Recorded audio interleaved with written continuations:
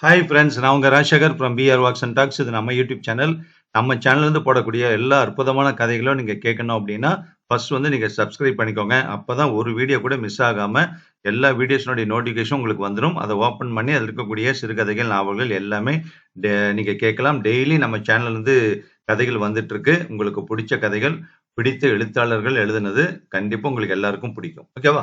Share பண்ணுங்க உங்கள் friends குரூப்புக்கு. அதே மாதிரி லைக் பண்ணிடுங்க. இந்த வீடியோவில் இருக்கக்கூடிய கதையை கேட்டுட்டு உங்க கமெண்ட் சொல்லுங்க. ஓகேவா? இந்த வீடியோ கமெண்ட் பாக்ஸ்ல சொல்லுங்க. கண்டிப்பா இது எல்லாத்துக்கும் டீனேஜ் கைஸ்ல இருந்து பெரியவங்க வரைக்கும் பேரண்ட் ஏஜ்ல இருக்கிறவங்களுக்கும் எல்லாருக்கும் இந்த கதை பிடிக்கும். கேட்கலாமா? இந்த வீடியோல கேட்கக்கூடிய கதை பட்டுக்கோட்டை பிரபாகர் அவர்கள் எழுதிய வயசு அப்படிங்கிற ஒரு சிறுகதை, ஒரு டீனேஜ் ஸ்டோரி. ஸோ டீனேஜ் அப்படிங்கிறது வந்து பாத்தீங்கன்னா ரொம்ப ரொம்ப அற்புதமான வயசுன்னு சொல்லுவாங்க. நம்ம இன்னொரு தடவை நம்ம வாழ்க்கையில அந்த வயசு வரவே வராது. கிட்டத்தட்ட 13ல இருந்து ஒரு 20, 21 வரைக்கும். அது இன்னும் குறிப்பா சொன்னோம்னா 19 வரைக்கும். 13ல இருந்து 19 வரைக்கும் ஒரு அருமையான வயசுன்னு சொல்லுவாங்க. ஆனா அந்த வயசுல தான் நம்ம மனசு வந்து பக்குவப்படணும். ஆனா பக்குவப்படாம போயிடும். ஏன்னா அதுதான் வயசு அப்படின்னு சொல்லுவாங்க. ஏன்னா அப்பதான் வந்து மனசுல பலவிதமான எண்ணங்கள் தோன்றும், உணர்ச்சி குவியல்கள் வரும். இல்லையா? அது வந்து உடல் ரீதியாகவும் இருக்கலாம், மன வளர்ச்சியாகவும் இருக்கலாம். ஸோ வந்து ஆப்போசிட் செக்ஸ் மேல நமக்கு இருக்கக்கூடிய ஒரு ஈர்ப்பாக இருக்கலாம். இது மாதிரி பல விஷயங்கள் இருக்கு. அதே நேரத்துல அது சம்பந்தமாக அம்மாவுக்கும் மகனுக்கும் இடையே இருக்கக்கூடிய அந்த புரிதல் எப்படிப்பட்டது அப்படிங்கிறத அழகா இந்த கதையில சொல்லியிருக்காரு. கேட்கலாமா? பிரபாகர் அவர்கள் எழுதிய வயசு. கிளாஸுக்கு போகவே பிடிக்கவில்லை. காலேஜ் லைப்ரரிக்கு வந்து பேருக்கு ஒரு புத்தகம் எடுத்து விரித்துக் கொண்டேன். கண்கள் கலங்கி எழுத்துக்கள் அசைந்தன. அம்மா, என்னை நீ புரிந்து கொண்டது இவ்வளவுதானா? 19 வருடங்களாக கூடவே இருந்து வளர்த்தும் உனக்கு என் மனசு மட்டும் எப்படி தெரியாமல் போனது? வேறு யாராவது சொல்லியிருந்தால் தாங்கிக் கொள்ளலாம், அலட்சியப்படுத்தலாம். நீயா அம்மா அப்படி சொன்னாய்? உன் பையன் மேல் அத்தனை அவநம்பிக்கையா? உன் மனதில் எனக்கு மரியாதை அவ்வளவுதானா? எத்தனை கேவலமாக என்னை எடை போட்டு வைத்திருக்கிறாய். தினம் கட்டடித்து விட்டு ஒரு கும்பல் மோசமான படங்களாக தேடி தேடி போய் பார்க்கும். நான் போயிருக்கிறேனா?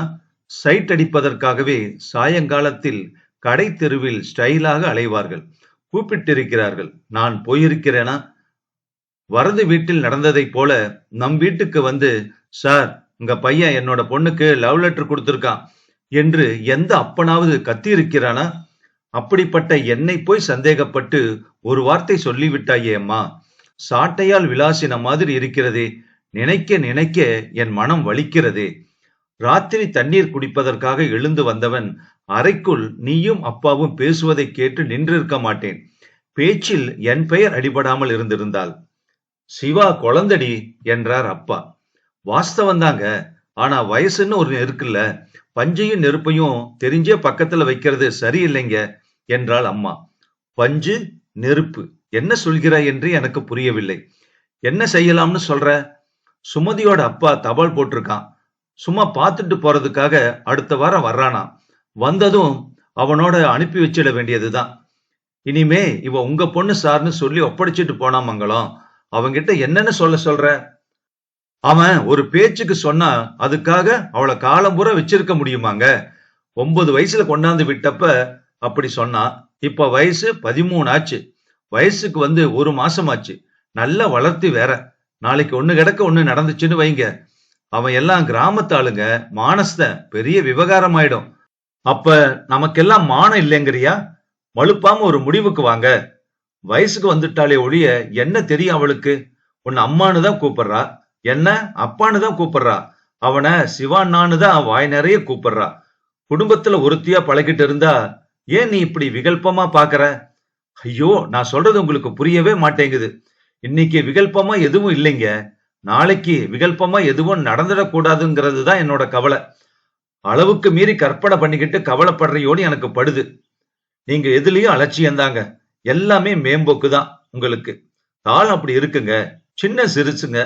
அவங்க சும்மா இருந்தாலும் வயசு சும்மா இருக்க விடாது. சரி சரி, சுமதிய அனுப்பிச்சிடலாம். 2 செட்டு பாவாடை தாவணி வாங்கி 2000 பணம் வச்சு கொடுத்து அனுப்பிச்சிடலாம். என்ன? 2000 என்னங்க, 3000 வேணாலும் கொடுங்க. அதெல்லாம் நான் வேணாம்னு சொல்லவே இல்லை. சம்மதிச்சீங்களே, இப்பதான் எனக்கு நிம்மதியா இருக்கு என்று கூறினாயே அம்மா. அந்த நிமிடத்திலிருந்து எனக்கு நிம்மதி போய்விட்டது. அப்பா என்னை புரிந்து வைத்துள்ள அளவுக்கு நீ என்னை புரிந்து வைத்துக் கொள்ளவில்லையே. சுமதி யார்? இத்துணூண்டு குட்டி. சிவானா சிவானான்னு பேசும்போது இன்னும் கூட மழலை இருக்கிறது. அவளை போய் என்னால் நினைத்து கூட பார்க்க முடியவில்லை. நீ எப்படி அம்மா அப்படி நினைத்தாய்? அது ஒரு பெரிய அவமானம் எனக்கு. யோகியன் என்று ஊரிலும் உறவினரிடமும் நண்பர்களிடம் பெயர் வாங்கி என்ன பிரயோஜனம்? பெற்ற தாய், நீ என்னை சந்தேகப்பட்டு விட்டாயே.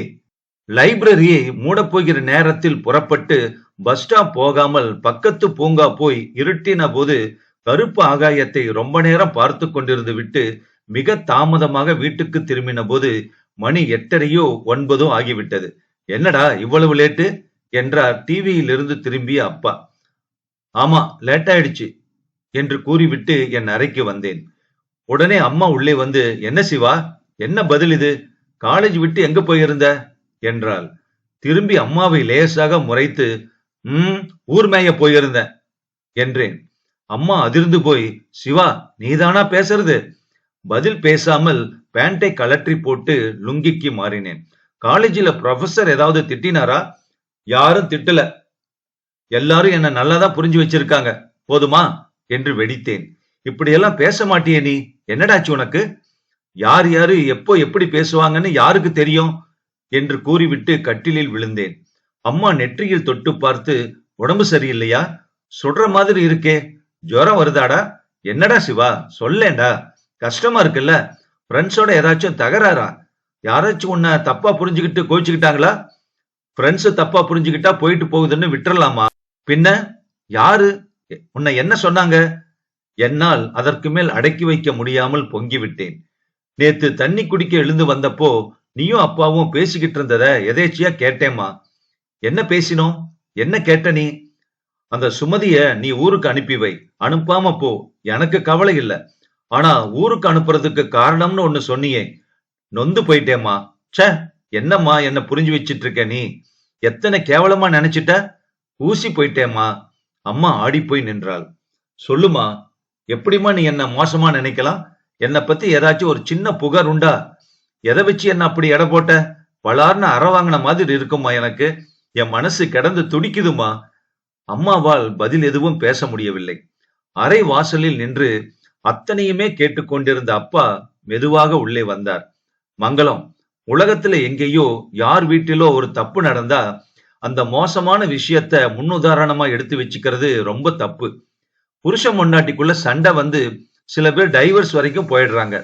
அந்த சில பேரை உதாரணமா எடுத்துக்கிட்டு கல்யாணம்னு செஞ்சாலே டைவர்ஸ் வரும்னு நம்புறது சரியா? சொல்லு. அவனோட குமுறல் ரொம்ப நியாயமானது, பதில் சொல் அவனுக்கு என்றார் அப்பா. கிட்டே வந்த அம்மா என் கையை பிடித்து கொண்டு, உன்னோட வேதனை எனக்கு புரியுதுப்பா சிவா. நான் உன்னை எப்பவும் தப்பா நினைக்கலடா. சின்ன வயசாச்சுங்கிறதுனால முன்ஜாக்கிரதை பண்றதா நினைச்சுக்கிட்டு ஏதோ சொல்லிட்டேன். வருத்தப்பட்டுக்காத. இதை இத்தோட விட்டுட்டு எப்போ மாதிரி இருடா. ஏங்க, சுமதி இங்கேயே இருக்கட்டுங்க என்றாள் அப்பாவை பார்த்து. ஆனாலும் நான் அன்று முழுக்க கொஞ்சம் பிகுவிலேயே இருந்தேன். 2 நாளில் எல்லாம் சரியாகி போய் அன்று காலேஜில் முத்தமிழ் மன்றத்துக்காக மேடை ஏறி புல்லாங்குழல் வாசித்து ஏராளமான பாராட்டுக்களுடன் வீட்டுக்கு திரும்பிய போது இருட்டி மணி 7:30 ஆகிவிட்டது. கதவு திறந்த சுமதியின் முகத்தில் சோகம் பார்த்து, என்ன என்ன ஒரு மாதிரியா இருக்க என்றேன். விழுப்புரம் மாமா இல்ல, அவருக்கு ஆக்சிடென்ட் ஆயிடுச்சான், தந்தி வந்துச்சு சிவாண்ணா. அம்மாவும் அப்பாவும் உடனே புறப்பட்டு போனாங்க. அட பாவமே, 30 வயசு தான் ஆகுது அவருக்கு. பெரிய அளவுல காயமாமா? அதெல்லாம் தெரியலண்ணா. அப்பா என்ன சொல்லிட்டு போனார்? நானும் இப்ப புறப்பட்டு போகணுமா? வேண்டாம்னு சொல்லிட்டாரு. காலையில வந்துருவோம்னு சொன்னாரு. சரி, முகம் கழுவிட்டு வர்றேன், தட்டெடுத்து வை, செம பசி எனக்கு. முகம் கழுவி உடை மாற்றி வந்து திவ்யமாக சாப்பிட்டேன். சுமதியும் சாப்பிட்டு எல்லாவற்றையும் எடுத்து வைத்து விட்டு வந்து, சொல்லவே இல்லையே, இன்னைக்கு காலேஜில் புல்லாங்குழல் வாசிக்க போறதா சொன்னீங்களே, வாசிச்சிங்களா சிவாண்ணா என்றாள் அவள். அட்டகாசம் பண்ணிட்ட சுமதி, என்ன கைத்தட்டல் தெரியுமா?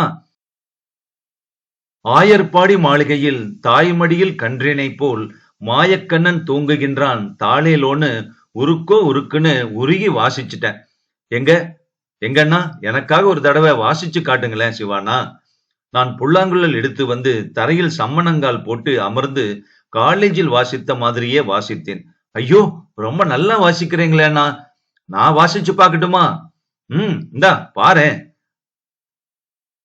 அவள் புல்லாங்குழலை தப்பாக பிடித்து அடுப்பூதுவது போல உஸ்ஸு உஸ்ஸு என்று ஊதியது எனக்கு சிரிப்பை வரவழைத்தது.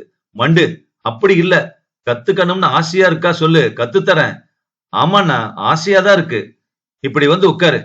அருகில் வந்து உட்கார்ந்த அவள் கையை பிடித்து புல்லாங்குழலின் ஓட்டைகளில் விரல்களை அமைத்து உயர்த்தி அவள் உதட்டில் வைத்து வாசி என்றபோது அவளிடமிருந்து சோப்பு வாசனை வந்தது. என்னுள் ஏதோ ஜிலீர் என்று உணர்ந்தேன். என் முழங்கை ரொம்ப யதார்த்தமாக அவள் மார்பில் உரசிக் கொண்டிருப்பதை அப்பொழுதுதான் உணர்ந்து, ஆனால் கையை நான் ஏன் விலக்கிக் கொள்ளவில்லை? என்ன சிவானா அப்படி பாக்குறீங்க என்றாள் சிரித்து. சட்டென்று விலகி, நான் அப்புறம் கத்துத்தரேன், தூக்கம் வருது எனக்கு என்று அவசரமாக அறைக்கு வந்து படுத்துக்கொண்ட நான் பதட்டமாக இருந்தேன். எவ்வளவு நல்ல பையன் நான்! திடீரென்று என்ன ஆயிற்று எனக்கு? பட்டுக்கோட்டை பிரபாகர் அவர்கள் எழுதிய வயசு சிறுகதை முற்றும். இந்த கதை 29 அக்டோபர் 1995ல கல்கி வார இதழ்ல வெளிவந்தது. சோ வயசு அப்படிங்கிறது கண்டிப்பா ஒரு கணிக்கவே முடியாது. எப்போ எந்த திசையில போகும் அப்படிங்கிறது. ஆனா அதுக்கு ஒரு முக்கிய காரணம் நம்ம மனசனுடைய கட்டுப்பாடு தான். ஆனா ஒரு வயசு பையனை வந்து அம்மா வந்து அப்பாவை விட நல்லாவே புரிஞ்சுப்பாங்க. சோ அவங்களுடைய கணிப்பு என்னைக்குமே தவறாக போகாது. ஏன்னா பையனை நல்வழிப்படுத்தணும், நல்ல வழியில கொண்டு வரணும், நல்ல பையனா வளர்க்கணும், நல்லா வளர்ந்து ஆளாகணும் அப்படிங்கிற ஒரு ஒரு மிகப்பெரிய அந்த தாய்மை உணர்வு வந்து அவங்களுக்கு எப்பவுமே இருக்கிறதுனால, பையன் நல்லபடியா வரணுமே, அந்த வயசு கோளாறுனால ஏதாவது தப்பு தண்டா பண்ணிடக்கூடாது அப்படிங்கிற அக்கறை அம்மாவுக்கு இருக்கிறது எந்த அளவுக்கு நிஜம் அப்படிங்கிறது வந்து ஒரு அம்மா தன் பையன் மேல வச்சிருந்த அந்த விஷயம் எந்த அளவுக்கு உண்மை அப்படிங்கிறது இந்த கதை நமக்கு உணர்த்துது.